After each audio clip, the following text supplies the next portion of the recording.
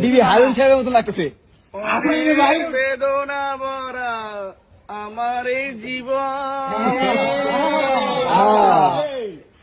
আমি আর ব্যথা পেতে চাই না। কষ্ট আরো কটা লাইন কও। অনেক বেদনা ভরা আমার এই জীবন, আমি আর ব্যথা পেতে চাই না। অনেক কেঁদেছি আমি এই জীবনে, করুণার পেতে চাই না। ঠান্ডা আমরা ঠান্ডা গেছি নাকি?